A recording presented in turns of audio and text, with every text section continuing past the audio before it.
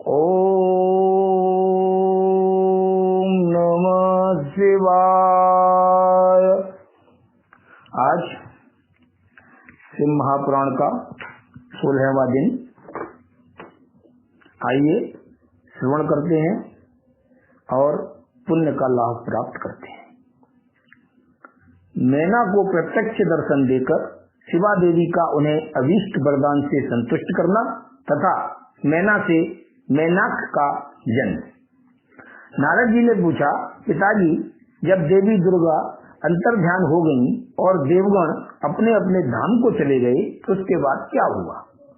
ब्रह्मा जी ने कहा कि मेरे पुत्रों में श्रेष्ठ विप्रवर नारद जब विष्णु आदि देव समुदाय हिमालय और मैना को देवी की आराधना का उपदेश दे चले गए, तब गिरिराज हिमालय और मैना दोनों दंपत्ति ने बड़ी भारी तपस्या आरंभ की।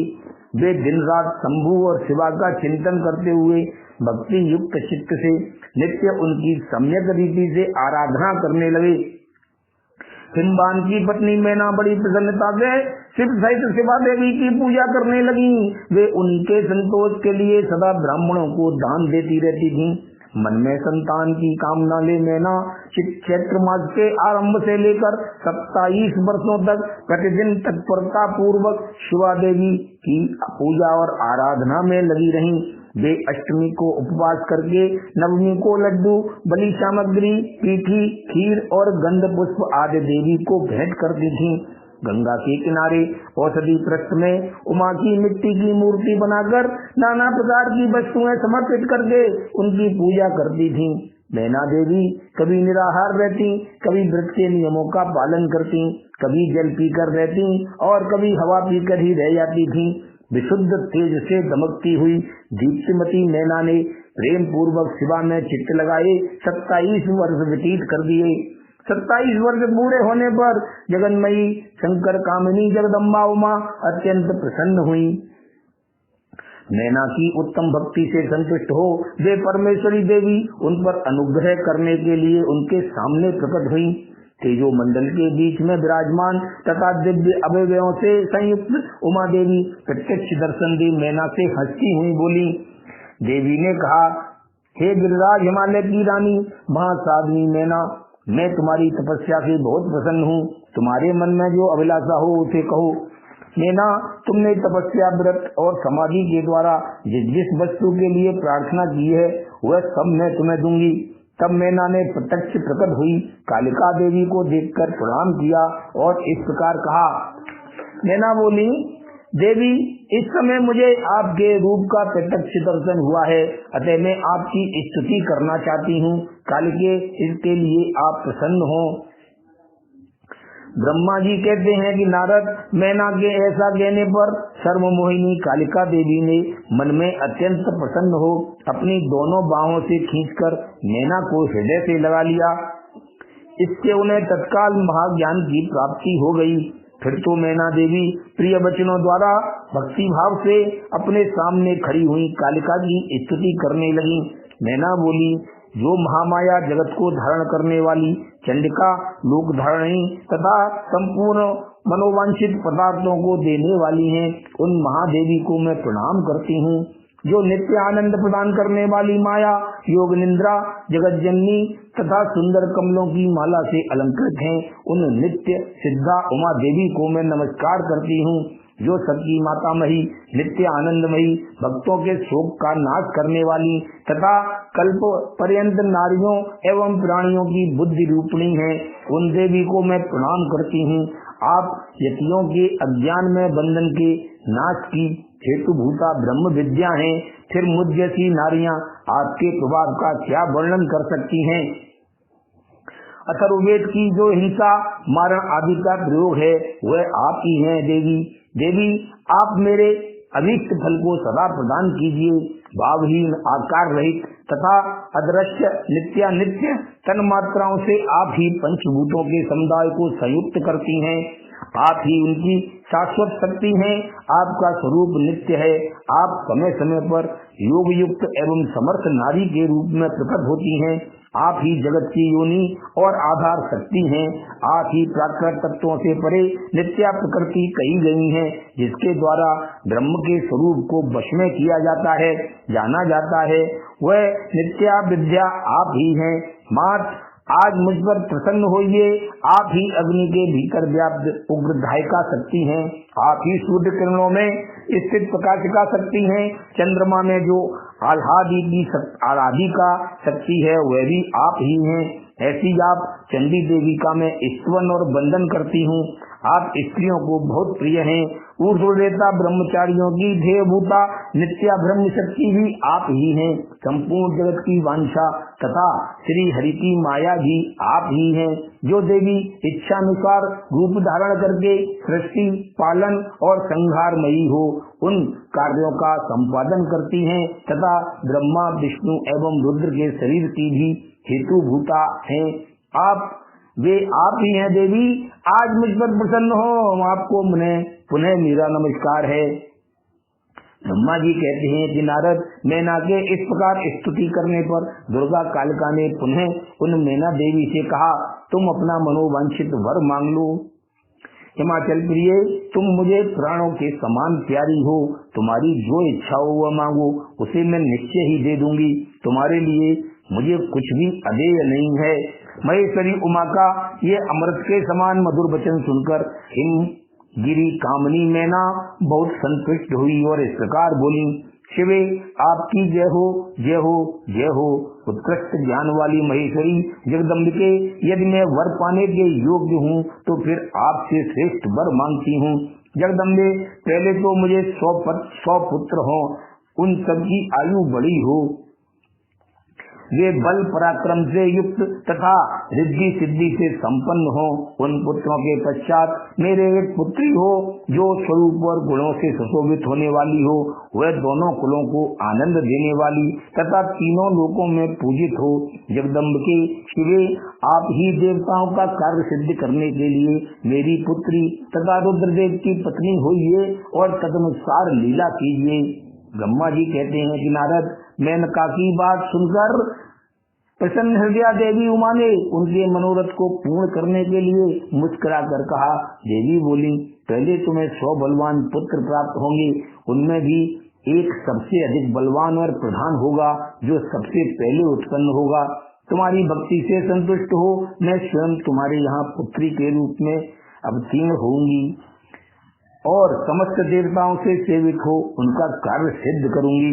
ऐसा कहकर जगत धात्री परमेश्वरी कालिका शिवा मेनका के देखते ही देखते वहीं अदृश्य हो गई।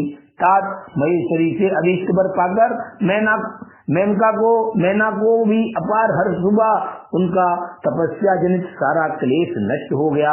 मुने फिर कालक्रम से मैना के गर्भ रहा और वह प्रतिदिन बढ़ने लगा। समयानुसार उसने एक उत्तम पुत्र को उत्पन्न किया जिसका नाम मैनाक था। उसने समुद्र के साथ उत्तम मैत्री बांधी। वह अद्भुत पर्वत नागवधुओं के उपभोग का स्थल बना हुआ है। उसके समस्त अंग श्रेष्ठ हैं। हिमालय के 100 पुत्रों में वह सबसे श्रेष्ठ और महान बल पराक्रम से संपन्न है। अपने से या अपने बाद प्रकट हुए समस्त पर्वतों में से एकमात्र मैनाक ही पर्वत राज के तट पर अधिष्ठित है। ओम नमः शिवाय। अब देवी उमा का हिमवान के हृदय तथा मैना के गर्भ में आना, गर्भस्था देवी का देवताओं द्वारा स्तवन, उनका दिव्य रूप में प्रादुर्भाव, माता मैना से बातचीत तथा नवजात कन्या के रूप में परिवर्तित होना। ब्रह्मा जी कहते हैं कि नारद, तदनंतर मैना और हिमालय आदर पूर्वक देव कार्य की सिद्धि के लिए कन्या प्राप्ति के हेतु वहाँ जगतजननी भगवती उमा का चिंतन करने लगे, जो प्रसन्न होने पर संपूर्ण अभीष्ट वस्तुओं को देने वाली हैं। वे महेश्वरी उमा अपने पूर्ण अंश से गिरिराज हिमवान के चित्त में प्रविष्ट हुई। उससे इससे उनके शरीर में अपूर्व एवं सुंदर प्रभा उतर आई। वे आनंदमग्न हो अत्यंत प्रकाशित होने लगे। उस अद्भुत तेजो राशि से संपन्न महामना हिमालय अग्नि के समान अदृश्य हो गए थे। तत्पश्चात सुंदर कल्याणकारी समय में गिरिराज हिमालय ने अपनी प्रिया मैना के उदर में शिवा के उस परिपूर्ण अंश का आधान किया। इस तरह गिरिराज की पत्नी मैना ने हिमवान के हृदय में विराजमान करुणा निधान देवी की कृपा से सुखदायक गर्भ धारण किया। संपूर्ण जगत की निवास भूता देवी के गर्भ में आने से गिरि प्रिया मैना सदा तेजो मंडल के बीच में स्थित होकर अधिक शोभा पाने लगी। अपनी प्रिया शुभांगी मैना को देखकर गिरिराज हिमवान बड़ी प्रसन्नता का अनुभव करने लगे। गर्भ में जगदम्बा के आ जाने से वे महान तेज से संपन्न हो गई थीं। मुने उस अवसर में विष्णु आदि देवता और मुनियों ने वहां आकर गर्भ में निवास करने वाली शिवा देवी की स्तुति की और तदनंतर महेश्वरी की नाना प्रकार से स्तुति करके प्रसन्न चित्त हुए। वे सब देवता अपने अपने धाम को चले गए। जब 9वां महीना बीत गया और 10वां भी पूरा हो चला, तब जगदम्बा कालिका ने समय पूर्ण होने पर गर्भस्थ शिशु की जो गति होती है उसी को धारण किया अर्थात जन्म ले लिया। उस अवसर पर आद्याशक्ति सती साध्वी शिवा पहले मैना के सामने अपने ही रूप में प्रकट हुई। बसंत ऋतु में चैत्र मास की 9वीं तिथि को मृगशिरा नक्षत्र में आधी रात के समय चंद्रमंडल से आकाश गंगा की भांति मेनका के उदर से देवी शिवा का अपने ही स्वरूप में प्रादुर्भाव हुआ। उस समय संपूर्ण संसार में प्रसन्नता छा गई। अनुकूल हवा चलने लगी जो सुंदर सुगंधित एवं गंभीर थी। उस समय जल की वर्षा के साथ फूलों की वृष्टि हुई। विष्णु आदि सभी देवता वहां आए। सबने सुखी होकर प्रसन्नता के साथ जगदम्बा के दर्शन किए और शिवलोक में निवास करने वाली दिव्य रूपा महामाया शिव कामनी मंगलमयी कालिका माता का स्तवन किया। नारद जब देवता लोग स्तुति करके चले गए तब मेनका उस समय प्रकट हुई। नील कमल दल के समान कांति वाली श्याम वर्णा देवी को देखकर अतिशय आनंद का अनुभव करने लगी। देवी के उस दिव्य रूप का दर्शन करके गिरिप्रिया मैना को ज्ञान प्राप्त हो गया। वे उन्हें परमेश्वरी समझकर अत्यंत हर्ष से उल्लासित हो उठी और संतोष पूर्वक बोली। मैना ने कहा, जगदम्बे महेश्वरी, आपने बड़ी कृपा की जो मेरे सामने प्रकट हुई। अम्बिके, आपकी बड़ी शोभा हो रही है। शिवे, आप संपूर्ण शक्तियों में आद्या शक्ति तथा तीनों लोकों की जननी हैं। देवी, आप भगवान शिव को सदा ही प्रिय हैं तथा संपूर्ण देवताओं से प्रशंसित पराशक्ति हैं। महेश्वरी, आप कृपा करें और इसी रूप से मेरे ध्यान में स्थित हो जावें। साथ ही मेरी पुत्री के अनुरूप प्रत्यक्ष दर्शनीय रूप धारण करें। ब्रह्मा जी कहते हैं कि नारद, पर्वत पत्नी मैना की यह बात सुनकर अत्यंत प्रसन्न हुई। शिवा देवी ने उस गिरि प्रिया को इस प्रकार उत्तर दिया। देवी बोली, मैना, तुमने पहले तत्परता पूर्वक मेरी बड़ी सेवा की थी। उस समय तुम्हारी भक्ति से प्रसन्न हो मैं वर देने के लिए तुम्हारे निकट आई। वर मांगो। मेरी इस वाणी को सुनकर तुमने जो वर मांगा वह इस प्रकार है। महादेवी, आप मेरी पुत्री हो जाएं और देवताओं का हित साधन करें। तब मैंने तथास्तु कहकर तुम्हें सादर यह वर दे दिया और मैं अपने धाम को चली गई। गिरि कामनी, उस वर के अनुसार समय पाकर आज मैं तुम्हारी पुत्री हुई हूँ। आज मैंने जो दिव्य रूप का दर्शन कराया है इसका उद्देश्य इतना ही है कि तुम्हें मेरे स्वरूप का स्मरण हो जाए, अन्यथा मनुष्य रूप में प्रकट होने पर मेरे विषय में तुम अनजान ही बनी रहती। अब तुम दोनों दंपत्ति पुत्री भाव से अथवा दिव्य भाव से मेरा निरंतर चिंतन करते हुए मुझ में स्नेह रखो। इससे मेरी उत्तम गति प्राप्त होगी। मैं पृथ्वी पर अद्भुत लीला करके देवताओं का कार्य सिद्ध करूंगी। भगवान शंभु की पत्नी होंगी और सज्जनों का संकट से उद्धार करूंगी। ऐसा कहकर जगन माता शिवा चुप हो गईं और उसी क्षण माता के देखते देखते प्रसन्नता पूर्वक नवजात पुत्री के रूप में परिवर्तित हो गईं। ओम नमः शिवाय। अब पार्वती का नामकरण और विद्याध्ययन। नारद का हिमवान के यहाँ जाना, पार्वती का हाथ देखकर भावी फल बताना, चिंतित हुए हिमवान को आश्वासन दे पार्वती का विवाह शिव जी के साथ करने को कहना और उनके संदेह का निवारण करना। ब्रह्मा जी कहते हैं कि नारद, मैना के सामने महातेजस्विनी कन्या होकर लौकिक गति का आश्रय ले वह रोने लगी। उसका मनोहर रुदन सुनकर घर की सब स्त्रियां हर्ष से खिल उठी और बड़े वेग से प्रसन्नता पूर्वक वहां आ पहुंची। नील कमल दल के समान श्याम कांति वाली उस परम तेजस्विनी और मनोरम कन्या को देखकर गिरिराज हिमालय अतिशय आनंद में निमग्न हो गए। तदनंतर सुंदर मुहूर्त में मुनियों के साथ हिमवान ने अपनी पुत्री के काली आदि सुखदायक नाम रखे।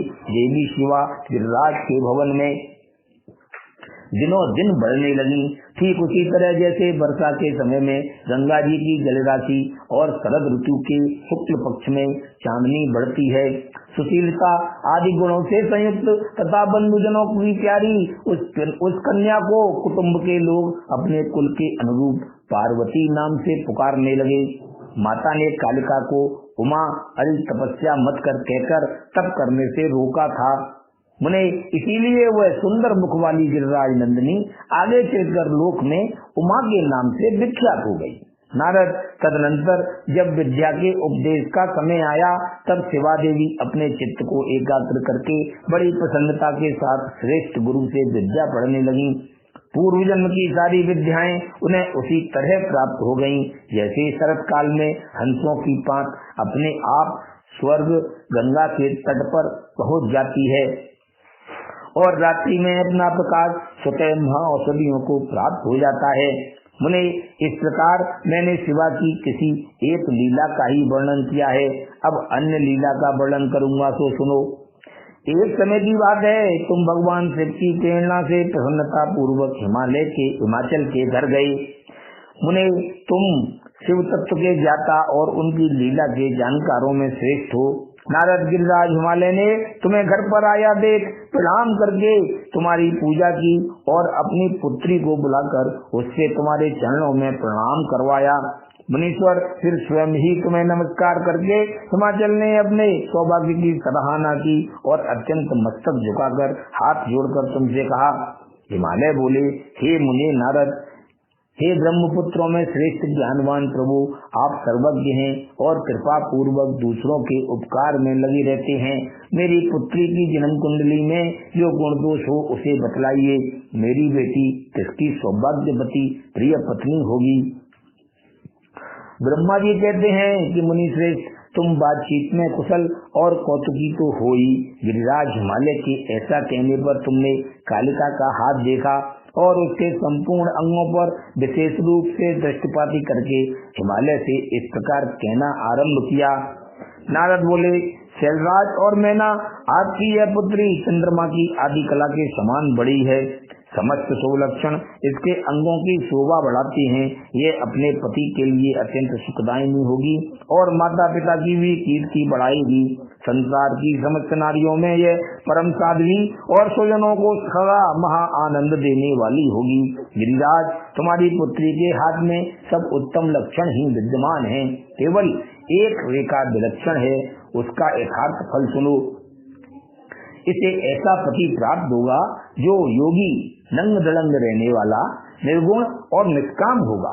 उसके न माँ होगी न बाप, उसे मान सम्मान का भी कोई ख्याल नहीं रहेगा और वह सदा अमंगल भेष धारण करेगा। ब्रह्मा जी कहते हैं, नारद, तुम्हारी इस बात को सुन और सत्य मानकर मीना तथा हिमाचल दोनों पति पत्नी बहुत दुखित हुए, परंतु जगदम्बा शिवा तुम्हारे ऐसे वचन को सुनकर और लक्षणों द्वारा उस भावी पति को शुभ मानकर मन ही मन हर्ष से खिल उठी। नारद जी की बात कभी छूट नहीं हो सकती, यह सोचकर शिवा भगवान शिव के युगल चरणों में संपूर्ण हृदय से अत्यंत स्नेह करने लगी। नारद, उस समय मन ही मन दुखी हो हिमवान ने तुमसे कहा, मुने, उस रेखा का फल सुनकर मुझे बड़ा दुख हुआ है। मैं अपनी पुत्री को उससे बचाने के लिए क्या उपाय करूं? मुने, तुम महान कौतुक करने वाले और वार्तालाप विशारद हो। हिमवान की बात सुनकर अपने मंगलकारी वचनों द्वारा उनका हर्ष बढ़ाते हुए तुमने फिर इस प्रकार कहा। नारद बोले, गिरिराज, तुम स्नेह पूर्वक सुनो, मेरी बात सच्ची है, वह झूठ नहीं होगी। हाथ की रेखा ब्रह्मा जी की लिपि है, निश्चय ही वह मिथ्या नहीं हो सकती। अतः शैल प्रवर इस कन्या को वैसा ही पति मिलेगा, इसमें संशय नहीं। परंतु इस रेखा के कुफल से बचने के लिए एक उपाय भी है, उसे प्रेम पूर्वक सुनो। उसे करने से तुम्हें सुख मिलेगा। मैंने जैसे वर का निरूपण किया है वैसे ही भगवान शंकर हैं। वे सर्व समर्थ हैं और लीला के लिए अनेक रूप धारण करते हैं। उनमें समस्त कुलक्षण सद्गुणों के समान हो जाएंगे। समर्थ पुरुष में कोई दोष भी हो तो वह उसे दुख नहीं देता, असमर्थ के लिए ही वह दुखदायक होता है। इस विषय में सूर्य, अग्नि और गंगा का दृष्टांत सामने रखना चाहिए। इसीलिए तुम विवेक पूर्वक अपनी कन्या शिवा को भगवान शिव के हाथों में सौंप दो। भगवान शिव सबके ईश्वर, सेव्य, निर्विकार, सामर्थ्यशाली और अविनाशी हैं। वे जल्दी ही प्रसन्न हो जाते हैं, अतः शिवा को ग्रहण कर लेंगे, इसमें संशय नहीं है। विशेषतः वे तपस्या से बस में हो जाते हैं। यदि शिवा तपस्या करे तो सब काम ठीक हो जाएगा। सर्वेश्वर शिव सब प्रकार से समर्थ हैं। वे इंद्र के वज्र का भी विनाश कर सकते हैं। ब्रह्मा जी उनके अधीन हैं तथा वे सबको सुख देने वाले हैं। पार्वती भगवान शंकर की प्यारी पत्नी होंगी। वह सदा रुद्रदेव के अनुकूल रहेंगी, क्योंकि वह ये माँ साध्वी और उत्तम व्रत का पालन करने वाली हैं तथा माता पिता के सुख को बढ़ाने वाली हैं। यह तपस्या करके भगवान शिव के मन को अपने बस में कर लेंगी और वे भगवान भी इसके सिवा किसी दूसरी स्त्री से विवाह नहीं करेंगे। इन दोनों का प्रेम एक दूसरे के अनुरूप है। जैसा उच्च कोटि का प्रेम ना तो किसी का हुआ है और ना इस समय है और ना आगे होगा। गिरिश्रेष्ठ, इन्हें देवताओं के कार्य करने हैं। उनके जो काम नष्ट प्राय हो गए हैं उन सबका इनके द्वारा पुनः उज्जीवन या उद्धार होगा। आद्रिराज, आपकी कन्या को पाकर ही भगवान हर अर्ध नारीश्वर होंगे। इन दोनों का पुनः हर्ष पूर्वक मिलन होगा। आपकी यह पुत्री अपनी तपस्या के प्रभाव से सर्वेश्वर महेश्वर को संतुष्ट करके उनके शरीर के आधे भाग को अपने अधिकार में कर लेगी, उनका अर्धांग बन जाएगी। गिरिश्रेष्ठ, तुम्हें अपनी यह कन्या भगवान शंकर के सिवा दूसरे किसी को नहीं देनी चाहिए। यह देवताओं का गुप्त रहस्य है, इसे कभी प्रकाशित नहीं करना चाहिए। हिमालय ने कहा कि ज्ञानी मुनि नारद, मैं आपको एक बात बता रहा हूँ, उसे प्रेम पूर्वक सुनिए और आनंद का अनुभव कीजिए।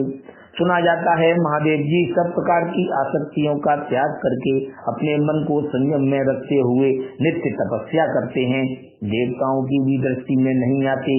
देवर्षि ध्यान मार्ग में स्थित हुए वे भगवान शंभु परम ब्रह्म में लगाए हुए अपने मन को कैसे हटाएंगे? ध्यान छोड़कर विवाह करने को कैसे उद्यत होंगे? इस विषय में मुझे महान संदेह है।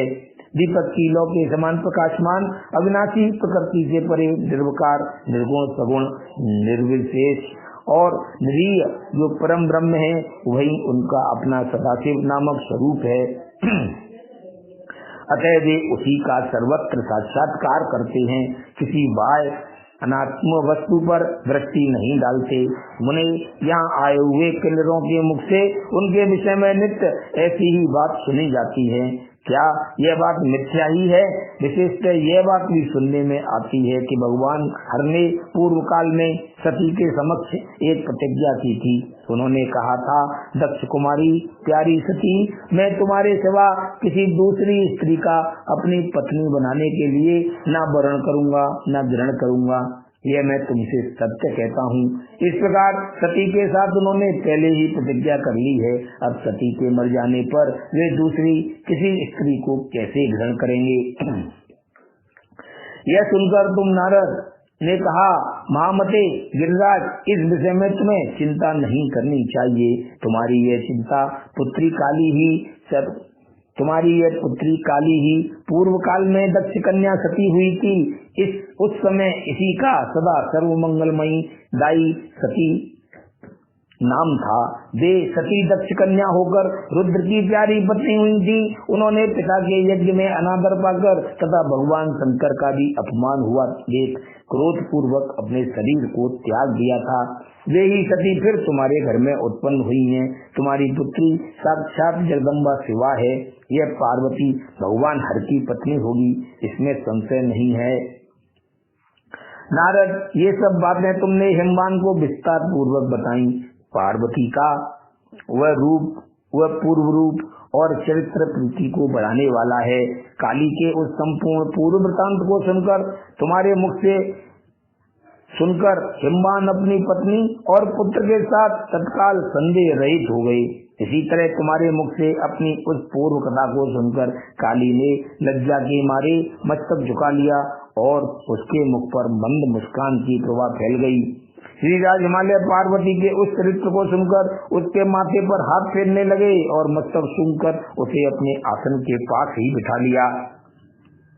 नारद, इसके पश्चात तुम उसी क्षण प्रसन्नता पूर्वक स्वर्ग लोक को चले गए और गिरिराज हिमवान भी मनी मन मनोहर आनंद से युक्त हो अपने सर्व संपत्तिशाली भवन में प्रविष्ट हो गए। ओम नमः शिवाय। मैना और हिमालय की बातचीत, पार्वती तथा हिमवान के स्वप्न तथा भगवान शिव से मंगल ग्रह की उत्पत्ति का प्रसंग। ब्रह्मा जी कहते हैं कि नारद, जब तुम स्वर्गलोक को चले गए तब से कुछ काल और व्यतीत हो जाने पर एक दिन मैना ने हिमवान के निकट जाकर उन्हें प्रणाम किया। फिर खड़ी हो वे गिर कामिनी मैना अपने पति से विनय पूर्वक बोली। मैना ने कहा कि प्राणनाथ, उस दिन नारद मुनि ने जो बात कही थी उसको स्त्री स्वभाव के कारण मैंने अच्छी तरह नहीं समझा। मेरी तो ये प्रार्थना है कि आप कन्या का विवाह किसी सुंदर वर के साथ कर दीजिए। वह विवाह सर्वथा अपूर्व सुख देने वाला होगा। गिरिजा का वर शुभ लक्षणों से संपन्न और कुलीन होना चाहिए। मेरी बेटी मुझे प्राणों से भी अधिक प्रिय है। वह उत्तम वर पाकर जिस प्रकार भी प्रसन्न हो और सुखी हो सके वैसा कीजिए। आपको मेरा नमस्कार है। ऐसा कहकर मैना अपने पति के चरणों पर गिर पड़े। उस समय उनके मुख पर आंसुओं की धारा बह रही थी। विद्या शिरोमणि हिमवान ने उन्हें उठाया और यथावत समझाना प्रारंभ किया। हिमालय बोले, देवी मेनके, मैं यथार्थ और सत्य की बात बताता हूँ, सो सुनो। भ्रम छोड़ो, मुनि की बात कभी झूठी नहीं हो सकती। यदि बेटी पर तुम्हें स्नेह है तो उसे सादर शिक्षा दो कि वह भक्ति पूर्वक सुस्थिर चित्त से भगवान शंकर के लिए तप करे।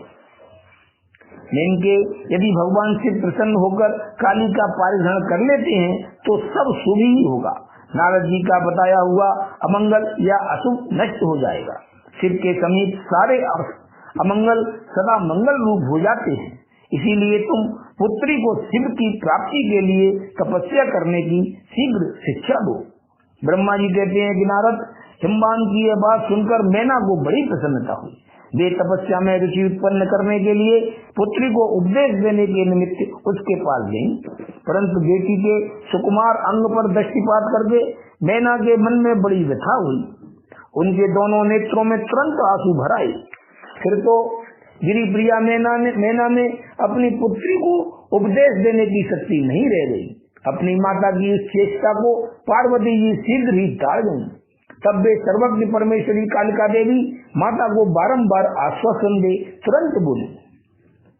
पार्वती ने कहा कि माँ, तुम बड़ी समझदार हो, मेरी यह बात सुनो। आज पिछली रात्रि के समय ब्रह्म मुहूर्त में मैंने एक स्वप्न देखा है, उसे बताती हूँ। माता जी, स्वप्न में एक दयालु एवं तपस्वी ब्राह्मण ने मुझे शिव की प्रसन्नता के लिए उत्तम तपस्या करने का प्रसन्नता पूर्वक उपदेश दिया है। नारद, यह सुनकर मैना को शीघ्र अपने पति को बुलाया। मैना ने शीघ्र अपने पति को बुलाया और पुत्री के देखे हुए स्वप्न को पूर्णतः कह सुनाया। मैना के मुख से पुत्री के स्वप्न को सुनकर गिरिराज हिमालय बड़े प्रसन्न हुए और अपनी प्रिय पत्नी को समझाते हुए बोले। गिरिराज ने कहा कि प्रिय, पिछली रात में मैंने भी एक स्वप्न देखा है। मैं आदर पूर्वक उसे बताता हूँ, तुम प्रेम पूर्वक उसे सुनो। एक बड़े उत्तम तपस्वी थे। नारद जी ने वर के जैसे लक्षण बताए थे, उन्हीं लक्षणों से युक्त शरीर को उन्होंने धारण कर रखा था। वे बड़ी प्रसन्नता के साथ मेरे नगर के निकट तपस्या करने के लिए आए।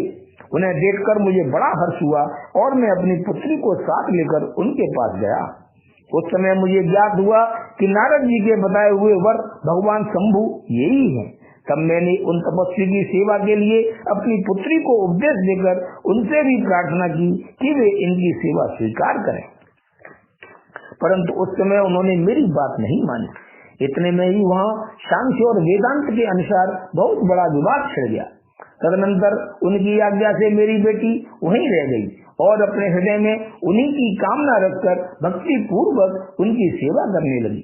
सुमुखी, यही मेरा देखा हुआ स्वप्न है जिसे मैंने तुम्हें बता दिया। अतः प्रिय, मैंने कुछ काल तक इस स्वप्न के फल की परीक्षा या प्रतीक्षा करनी चाहिए। इस समय यही उचित जान पड़ता है। तुम निश्चित समझो, यही मेरा विचार है। ब्रह्मा जी कहते हैं कि मुनीश्वर नारद ऐसा कहकर गिरिराज हिमवान और मेनका शुद्ध हृदय से उस स्वप्न के फल की परीक्षा एवं प्रतीक्षा करने लगे। देवर्षि शिव भक्त शिरोमणि भगवान शंकर का यश परम पावन, मंगलकारी, भक्तिवर्धक और उत्तम है। तुम इसे आदर पूर्वक सुनो। दक्ष यज्ञ से अपने निवास स्थान कैलाश पर्वत पर आकर भगवान शंभु प्रिया विरह से कातर हो गए और प्राणों से भी अधिक प्यारी सती देवी का हृदय से चिंतन करने लगे। अपने पार्षदों को बुलाकर सती के लिए शोक करते हुए उनके प्रेम वर्धक गुणों का अत्यंत प्रीति पूर्वक वर्णन करने लगे। यह सब उन्होंने सांसारिक गति को दिखाने के लिए किया। फिर गृहस्थ आश्रम की सुंदर स्थिति तथा नीति रीति का परित्याग करके वे दिगंबर हो गए और सब लोगों में उन्मत्त की भांति भ्रमण करने लगे। लीला कुशल होने के कारण विरही की अवस्था का प्रदर्शन करने लगे। सती के विरह से दुखित हो कहीं भी उनका दर्शन न पाकर भक्त कल्याणकारी भगवान शंकर पुनः कैलाश गिरी पर लौट आए और मन को यत्न पूर्वक एकाग्र करके उन्होंने समाधि लगा दी, जो समस्त दुखों का नाश करने वाली है। समाधि में वे अविनाशी स्वरूप का दर्शन करने लगे। इस तरह तीनों गुणों से रहित हो वे भगवान शिव चिरकाल तक स्थिर भाव से समाधि लगाए बैठे रहे। वे प्रभु स्वयं ही माया के अधिपति निर्विकार परम ब्रह्म है। तदनंतर जब असंख्य वर्ष व्यतीत हो गए तब उन्होंने समाधि छोड़ी। उसके बाद तुरंत ही जो चरित्र हुआ उसे मैं तुम्हें बताता हूँ। भगवान शिव के ललाट से उस समय श्रम जनित पसीने की एक बूंद पृथ्वी पर गिरी और तत्काल एक शिशु के रूप में परिणत हो गई। मुने, उस बालक के 4 भुजाएं थीं, शरीर की कांति लाल थी और आकार मनोहर था। दिव्य धुति से दीप्तिमान वह शोभाशाली बालक अत्यंत दुस्सह तेज से संपन्न था। तथापि उस समय लोकाचार परायण परमेश्वर शिव के आगे वह साधारण शिशु की भांति रोने लगा। यह देख पृथ्वी भगवान शंकर से भयमान उत्तम बुद्धि से विचार करने के पश्चात सुंदरी स्त्री का रूप धारण करके वहीं प्रकट हो गई। उन्होंने उस सुंदर बालक को तुरंत उठाकर अपनी गोद में रख लिया और अपने ऊपर प्रकट होने वाले दूध को ही स्तन के रूप में उसे पिलाने लगी। उन्होंने स्नेह से उसका मुंह चूमा और अपना ही बालक मान हंस हंसकर उसे खिलाने लगी। परमेश्वर शिव का हित साधन करने वाली पृथ्वी देवी सच्चे भाव से स्वयं उसकी माता बन गई। संसार की सृष्टि करने वाले परम कौतुकी एवं विद्वान अंतर्यामी शंभु वह चरित्र देखकर हंस पड़े और पृथ्वी को पहचान कर उनसे बोले, धरणी तुम धन्य हो, मेरे इस पुत्र का प्रेम पूर्वक पालन करो। यह श्रेष्ठ शिशु मुझ महातेजस्वी शंभु के श्रमजल से पसीने से तुम्हारे ही ऊपर उत्पन्न हुआ है। वसुदेव, यह प्रियकारी बालक यद्यपि मेरे श्रमजल से प्रकट हुआ है तथापि तुम्हारे नाम से तुम्हारे ही पुत्र के रूप में इसकी ख्याति होगी। यह सदा त्रिविध तापों से रहित होगा, अत्यंत गुणवान और भूमि देने वाला होगा। यह मुझे भी सुख प्रदान करेगा। तुम इसे अपनी रुचि के अनुसार ग्रहण करो। ब्रह्मा जी कहते हैं, नारद, ऐसा कहकर भगवान शिव चुप हो गए। उनके हृदय से विरह का प्रभाव कुछ कम हो गया। उनमें विरह क्या था, वे लोकाचार का पालन कर रहे थे। वास्तव में सत्पुरुषों के प्रिय श्री रुद्रदेव निर्विकार परमात्मा ही हैं। शिव की उपयुक्त आज्ञा को शिरोधार्य करके पुत्र सहित पृथ्वी देवी शीघ्र ही अपने स्थान को चली गई। उन्हें आत्यांतिक सुख मिला। वह बालक भौम नाम से प्रसिद्ध हो युवा होने पर तुरंत काशी चला गया और वहाँ उसने दीर्घ काल तक भगवान शंकर की सेवा की। विश्वनाथ जी की कृपा से ग्रह की पदवी पाकर वे भूमि कुमार शीघ्र ही श्रेष्ठ एवं दिव्य लोक में चले गए, जो शुक्र लोक से परे है। ओम नमः शिवाय। अब भगवान शिव का गंगावतरण तीर्थ में तपस्या के लिए आना, हिमवान द्वारा उनका स्वागत, पूजन और स्तवन तथा भगवान शिव की आज्ञा के अनुसार उनका उस स्थान पर दूसरों को न जाने देने की व्यवस्था करना। ब्रह्मा जी कहते हैं कि हे नारद, हिमवान की पुत्री लोक पूजित सत्य स्वरूपा पार्वती हिमालय के घर में रहकर बढ़ने लगी। जब उनकी अवस्था 8 वर्ष की हो गई, तब सती के विरह से कातर हुए शंभु को उनके जन्म का समाचार मिला।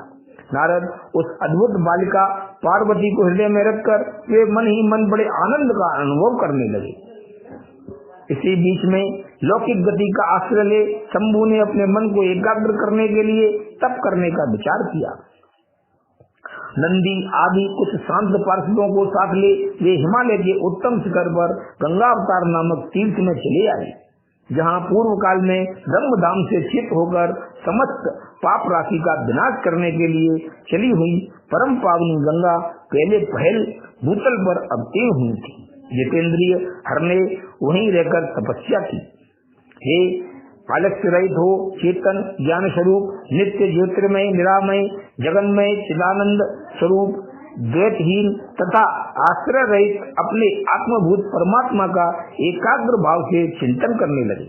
भगवान हर के ध्यान परायण होने पर नंदी भृंगी आदि कुछ अन्य पार्षदगण भी ध्यान में तत्पर हो गए। उस समय कुछ ही प्रथमगण परमात्मा शंभु की सेवा करते थे। वे सब के सब मौन रहते और एक शब्द भी नहीं बोलते थे। कुछ द्वारपाल हो गए थे। इसी समय गिरिराज हिमवान उस औषधि बहुल शिखर पर भगवान शंकर का शुभागमन सुनकर उनके प्रति आदर की भावना से वहां आए। आकर सेवकों सहित गिरिराज ने भगवान रुद्र को प्रणाम किया, उनकी पूजा की और अत्यंत प्रसन्न हो हाथ जोड़ उनका सुंदर स्तवन किया। फिर हिमालय ने कहा कि प्रभु, मेरे सौभाग्य का उदय हुआ है जो आप यहाँ पधारे हैं। आपने मुझे स्नात कर दिया। क्यों न हो, महात्माओं ने ये ठीक ही वर्णन किया है कि आप दीन वत्सल हैं। आज मेरा जन्म सफल हो गया है, आज मेरा जीवन सफल हुआ और आज मेरा सब कुछ सफल हो गया, क्योंकि आपने यहाँ पदार्पण करने का कष्ट उठाया है। महेश्वर, आप मुझे अपना दास समझकर शांत भाव से मुझे सेवा के लिए आज्ञा दीजिए। मैं बड़ी प्रसन्नता से अनन्य चित्त होकर आपकी सेवा करूंगा। ब्रह्मा जी कहते हैं कि नारद, गिरिराज का यह वचन सुनकर महेश्वर ने किंचित आंखें खोली और सेवकों सहित हिमवान को देखा। सेवकों सहित गिरिराज को उपस्थित देख ध्यान योग में स्थित हुए जगदीश्वर वृषभध्वज ने मुस्कुराते हुए से कहा। महेश्वर बोले कि शैलराज, मैं तुम्हारे शिखर पर एकांत में तपस्या करने के लिए आया हूँ। तुम ऐसा प्रबंध करो जिससे कोई भी मेरे निकट न आ सके। तुम महात्मा हो, तपस्या के धाम हो तथा मुनियों, देवताओं, राक्षसों और अन्य महात्माओं को भी सदा आश्रय देने वाले हो। ऋग आदि का तुम्हारे ऊपर सदा ही निवास रहता है। तुम गंगा से अभिषिक्त होकर सदा के लिए पवित्र हो गए हो। दूसरों का उपकार करने वाले तथा संपूर्ण पर्वतों के सामर्थ्यशाली राजा हो। गिरिराज, मैं यहाँ गंगावतरण स्थल में तुम्हारे आश्रित होकर आत्म संयम पूर्वक बड़ी प्रसन्नता के साथ तपस्या करूंगा। शैलराज, गिरिश्रेष्ठ, जिस साधन से यहाँ मेरी तपस्या बिना किसी विघ्न बाधा के चालू रह सके, उसे इस समय प्रयत्न पूर्वक करो। पर्वत प्रखर, यही मेरी सबसे बड़ी सेवा होगी। तुम अपने घर जाओ और मैंने जो कुछ कहा है उसका उत्तम रीति से यत्न पूर्वक प्रबंध करो। ब्रह्मा जी कहते हैं कि नारद, ऐसा कहकर सृष्टिकर्ता जगदीश्वर भगवान शंभु चुप हो गए। उस समय गिरिराज ने शंभु से प्रेम पूर्वक ये बात कही। जगन्नाथ परमेश्वर, आज मैंने अपने प्रदेश में स्थित हुए आपका स्वागत पूर्वक पूजन किया है। यही मेरे लिए महान सौभाग्य की बात है। अब आपसे और क्या प्रार्थना करूं? महेश्वर, कितने ही देवता बड़े बड़े यत्न का आश्रय ले महान तप करके भी आपको नहीं पा पाते। वे ही आप यहाँ स्वयं उपस्थित हो गए। मुझसे बढ़कर श्रेष्ठ सौभाग्यशाली और पुण्यात्मा दूसरा कोई नहीं है, क्योंकि आप मेरे पृष्ठ भाग पर तपस्या के लिए उपस्थित हुए हैं। परमेश्वर, आज मैं अपने को देवराज इंद्र से भी अधिक भाग्यवान मानता हूँ, क्योंकि सेवकों सहित आपने यहाँ आकर मुझे अनुग्रह का भागी बना दिया है। देवेश, आप स्वतंत्र हैं, यहाँ बिना किसी विघ्न बाधा के उत्तम तपस्या कीजिए। प्रभु मैं आपका दास हूँ, अतः सदा आपकी आज्ञा के अनुसार सेवा करूंगा। ब्रह्मा जी कहते हैं कि नारद ऐसा कहकर गिरिराज हिमालय तुरंत अपने घर को लौट आए। उन्होंने अपनी प्रिया मैना को बड़े आदर से वह सारा वृत्तांत कह सुनाया। तत्पश्चात शैलराज ने साथ जाने वाले परिजनों तथा समस्त सेवक गणों को बुलाकर उन्हें ठीक ठाक समझाया। हिमालय बोले, आज से कोई भी गंगातरण नामक स्थान में जो मेरे पृष्ठ भाग में है ही है मेरी आज्ञा मानकर न जाए। यह मैं सच्ची बात कहता हूँ। यदि कोई वहां जाएगा तो उस महादुष्ट को मैं विशेष दंड दूंगा। मुने इस प्रकार अपने समस्त गणों को शीघ्र ही नियंत्रित करके हिमवान ने विघ्न निवारण के लिए जो सुंदर प्रयत्न किया वह तुम्हें मैं बताता हूँ, तो सुनो। ओम नमः शिवाय। अब हिमवान का पार्वती को शिव की सेवा में रखने के लिए उनसे आज्ञा मांगना और शिव का कारण बताते हुए इस प्रस्ताव को अस्वीकार कर देना। ब्रह्मा जी कहते हैं कि नारद, तदनंतर शैलराज हिमालय उत्तम फल फूल लेकर अपनी पुत्री के साथ हर्षपूर्वक भगवान हर के समीप गए। वहां जाकर उन्होंने ध्यान परायण त्रिलोकीनाथ शिव को प्रणाम किया और अपनी अद्भुत कन्या काली को हृदय से उनकी सेवा में अर्पित कर दिया। फल फूल आदि सारी सामग्री उनके सामने रखकर पुत्री को आगे करके शैलराज ने शंभु से कहा, भगवान मेरी पुत्री आप भगवान चंद्रशेखर की सेवा करने के लिए उत्सुक है, अतः आपके आराधन की इच्छा से मैं इसको साथ लाया हूँ। ये अपनी दो सखियों के साथ सदा आप शंकर जी की ही सेवा में रहे। नाथ, यदि आपका मुझ पर अनुग्रह है तो इस कन्या को सेवा के लिए आज्ञा दीजिए। तब भगवान शंकर ने उस परम मनोहर काम रूपणी कन्या को देखकर आंखें मूंद लीं और अपने त्रिगुणातीत अविनाशी परम तत्वमय उत्तम स्वरूप का ध्यान आरंभ किया। उस समय सर्वेश्वर एवं सर्वव्यापी जटाजूट धारी वेदांत वेद चंद्रकला भूषण शंभु उत्तम आसन पर बैठकर नेत्र बंद किए तब ध्यान में ही लग गई। यह देख हिमाचल ने मस्तक झुकाकर पुनः उनके चरणों में प्रणाम किया।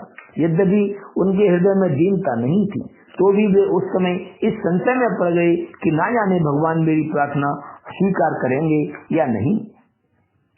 वक्ताओं में श्रेष्ठ गिरिराज हिमवान ने जगत के एकमात्र बंधु भगवान शिव से इस प्रकार कहा। हिमालय बोले, देवादिदेव महादेव करुणा सागर शंकर विभो, मैं आपकी शरण में आया हूँ। आंखें खोलकर मेरी ओर देखिए।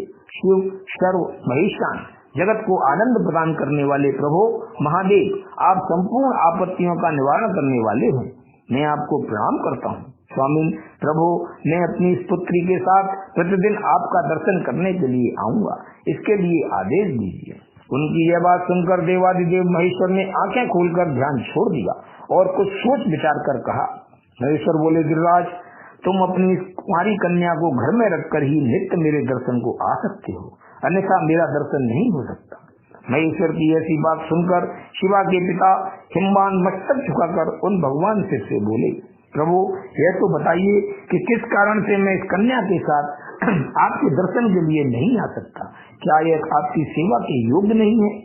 फिर इसे नहीं लाने का क्या कारण है? यह मेरी समझ में नहीं आता। यह सुनकर भगवान वृषभध्वज शंभु हंसने लगे और विशेषतः दुष्ट योगियों को लोकाचार का दर्शन कराते हुए वे हिमालय से बोले, शैलराज यह कुमारी सुंदर कटि प्रदेश से सुशोभित तनवंगी चंद्रमुखी और शुभ लक्षणों से संपन्न है, इसीलिए इसे मेरे समीप तुम्हें नहीं लाना चाहिए। इसके लिए मैं तुम्हें बारंबार रोकता हूँ। वेद के पारंगत विद्वानों ने नारी को माया रूपणी कहा है। विशेषतः युवती स्त्री जो तपस्वी जनों के तप में विघ्न डालने वाली ही होती है। श्रेष्ठ, मैं तपस्वी योगी और सदा माया से निर्लिप्त रहने वाला हूँ। मुझे युवती स्त्री से क्या प्रयोजन है?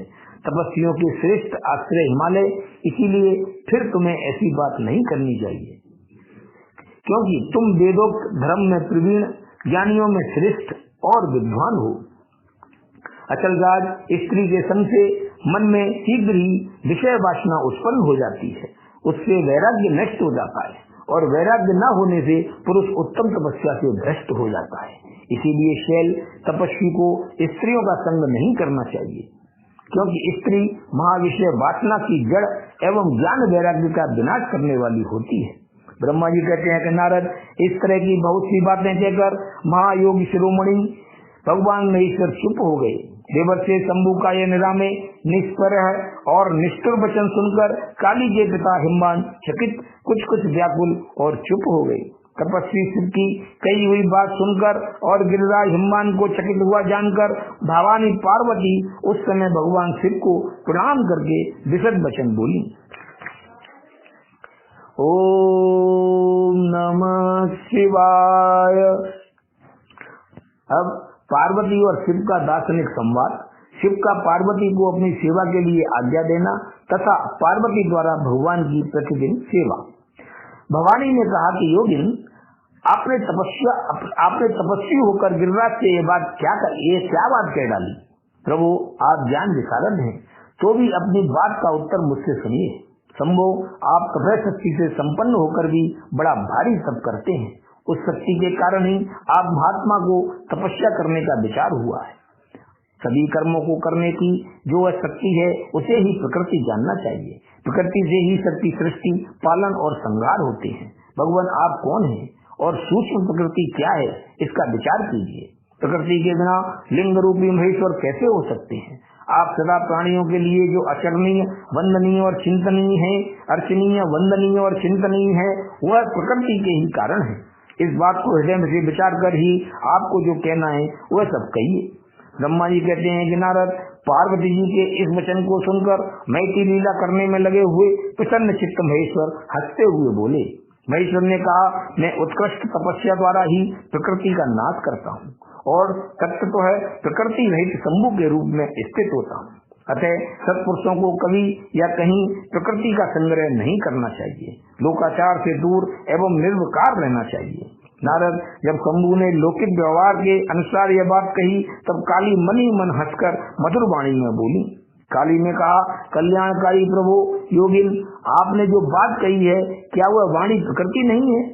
फिर आप उससे परे क्यों नहीं हो गई? क्यों प्रकृति का सहारा लेकर बोलने लगे? इन सब बातों को विचार करके तात्विक दृष्टि से जो यथार्थ बात हो उसी को कहना चाहिए। यह सब कुछ सदा प्रकृति से बना हुआ है, इसीलिए आपको न तो बोलना चाहिए और न कुछ करना ही चाहिए, क्योंकि कहना और करना सब व्यवहार प्रकृति है। आप अपनी बुद्धि से इसको समझिए। आप जो कुछ सुनते, खाते, देखते और करते हैं वह सब प्रकृति का ही कार्य है। झूठे वाद विवाद करना व्यर्थ है। प्रभु शंभो, यदि आप प्रकृति से परे हैं तो इस समय इस हिमवान पर्वत पर आप तपस्या किस लिए करते हैं? हर प्रकृति ने आपको निगल लिया है, अतः आप अपने स्वरूप को नहीं जानते। आप यदि अपने स्वरूप को जानते हैं तो किस लिए तप करते हैं? योगिन, मुझे आपके साथ वाद विवाद करने की क्या आवश्यकता है? प्रत्यक्ष प्रमाण उपलब्ध होने पर विद्वान पुरुष अनुमान प्रमाण को नहीं मानते। जो कुछ प्राणियों की इंद्रियों का विषय होता है वह सब ज्ञानी पुरुषों को बुद्धि से विचार कर प्रकृति ही मानना चाहिए। योगीश्वर, बहुत कहने से क्या लाभ? मेरी उत्तम बात सुनिए। मैं प्रकृति हूँ, आप पुरुष हैं, यह सत्य है, इसमें संशय नहीं है। मेरे अनुग्रह से ही आप सगुण और साकार माने गए हैं। मेरे बिना तो आप निरीह हैं, कुछ भी नहीं कर सकते। आप जितेंद्रिय होने पर भी प्रकृति के अधीन हो सदा नाना प्रकार के कर्म करते रहते हैं। फिर निर्विकार कैसे हो और मुझसे लिप्त कैसे नहीं? शंकर, यदि आप प्रकृति से परे हैं और यदि आपका यह कथन सत्य है तो आपको मेरे समीप रहने पर भी डरना नहीं चाहिए। ब्रह्मा जी कहते हैं, पार्वती का यह सांख्य शास्त्र के अनुसार कहा हुआ वचन सुनकर भगवान शिव वेदांत मत में स्थित हो उनसे यूं बोले। श्री शिव ने कहा, सुंदर भाषण करने वाली गिरजे, यदि तुम सांख्य मत को धारण करके ऐसी बात करती हो तो प्रतिदिन मेरी सेवा करो, परंतु वह सेवा शास्त्र निषिद्ध नहीं होनी चाहिए। गिरिजा ने ऐसा कहकर भक्तों पर अनुग्रह और उनका मनोरंजन करने वाले भगवान शिव हिमवान से बोले। शिव ने कहा कि हे गिरिराज, मैं यहीं तुम्हारे अत्यंत रमणीय श्रेष्ठ शिखर की भूमि पर उत्तम तपस्या तथा अपने आनंद में परमार्थ स्वरूप का विचार करता हुआ विचरूंगा। पर्वतराज, आप मुझे यहाँ तपस्या करने की अनुमति दें। आपकी अनुज्ञा के बिना कोई तप नहीं किया जा सकता। देवाधिदेव शूलधारी भगवान शिव का यह कथन सुनकर हिमवान ने उन्हें प्रणाम करके कहा, महादेव, देवता, असुर और मनुष्यों सहित संपूर्ण जगत तो आपका ही है, मैं तुच्छ होकर आपसे क्या कहूँ। ब्रह्मा जी कहते हैं कि नारद, गिरिराज हिमवान के ऐसा कहने पर लोक कल्याणकारी भगवान शंकर हंस पड़े और आदर पूर्वक उनसे बोले, अब तुम जाओ। शंकर की आज्ञा पाकर हिमवान अपने घर लौट गए। वे गिरिजा के साथ प्रतिदिन उनके दर्शन के लिए आते थे। काली अपने पिता के बिना भी दोनों सखियों के साथ नित्य शंकर जी के पास जाती और भक्ति पूर्वक उनकी सेवा में लगी रहती। नंदीश्वर आदि कोई भी गण उन्हें रोकता नहीं था, तात महेश्वर के आदेश से ही ऐसा होता था। प्रत्येक गण पवित्रता पूर्वक रहकर उनकी आज्ञा का पालन करता था, जो विचार करने से परस्पर अभिन्न सिद्ध होते हैं। उन्हीं शिवा और शिव ने सांख्य और वेदांत मत में स्थित हो जो कल्याणदायक संवाद किया, वह सर्वदा सुख देने वाला है। वह संवाद मैंने यहाँ क्या सुनाया। इंद्रियातीत भगवान शंकर ने गिरिराज के कहने से उनका गौरव मानकर उनकी पुत्री को अपने पास रहकर सेवा करने के लिए स्वीकार कर लिया। काली अपनी दो सखियों के साथ चंद्रशेखर महादेव जी की सेवा के लिए प्रतिदिन आती जाती रहती थी। वे भगवान शंकर के चरण धोकर उस चरणामृत का पान करती थी। आग से तपाकर शुद्ध किए हुए वस्त्र से अथवा गर्म जल से धोए हुए वस्त्र के द्वारा उनके शरीर का मार्जन करती, उसे मलती पहुँचती थी। फिर 16 उपचारों से विधिवत हर की पूजा करके बारंबार उनके चरणों में प्रणाम करने के पश्चात प्रतिदिन पिता के घर लौट जाती रही। मुनि श्रेष्ठ, इस प्रकार ध्यान परायण शंकर की सेवा में लगी हुई सेवा का महान समय व्यतीत हो गया, तो भी वे अपनी इंद्रियों को संयम में रखकर पूर्ववत उनकी सेवा करती नहीं। महादेव जी ने जब फिर उन्हें अपनी सेवा में नित्य तत्पर देखा, तब वे दया से द्रवित होते और इस प्रकार विचार करने लगे, यह काली जब तपश्चर्या परत करेगी और इसमें गर्भ का बीज नहीं रह जाएगा, तभी मैं इसका पाणी ग्रहण करूंगा। ऐसा विचार करके महालीला करने वाले महायोगीश्वर भगवान भूतनाथ तत्काल ध्यान में स्थित हो गए। मुनि परमात्मा शिव जब ध्यान में लग गए, तब उनके हृदय में दूसरी कोई चिंता नहीं रह गई। काली प्रतिदिन महात्मा शिव के रूप का निरंतर चिंतन करती हुई उत्तम भक्ति भाव से उनकी सेवा में लगी रही। ध्यान परायण भगवान हर शुद्ध भाव से वहाँ रहती हुई काली को नित्य देखते थे, फिर भी पूर्व चिंता को भुलाकर उन्हें देखते हुए भी नहीं देखते थे। इसी बीच में इंद्र आदि देवताओं तथा मुनियों ने ब्रह्मा जी की आज्ञा से कामदेव को वहां आदर पूर्वक भेजा। वे काम की प्रेरणा से काली का रुद्र के साथ संयोग कराना चाहते थे। उनके ऐसा करने में कारण यह था कि महापराक्रमी तारकासुर से वे बहुत पीड़ित थे और शंकर जी से किसी महान बलवान पुत्र की उत्पत्ति चाहते थे। कामदेव ने वहां पहुंचकर अपने सब उपायों का प्रयोग किया, परंतु महादेव जी के मन में तनिक भी क्षोभ नहीं हुआ, उल्टे उन्होंने कामदेव को जलाकर भस्म कर दिया। मुने तब सती पार्वती ने भी गर्भ रहित हो उनकी आज्ञा से बहुत बड़ी तपस्या करके शिव को पति के रूप में प्राप्त किया। फिर वे पार्वती और परमेश्वर परस्पर अत्यंत प्रेम से और प्रसन्नता पूर्वक रहने लगे। उन दोनों ने परोपकार में तत्पर रहकर देवताओं का महान कार्य सिद्ध किया। ओम नमः शिवाय।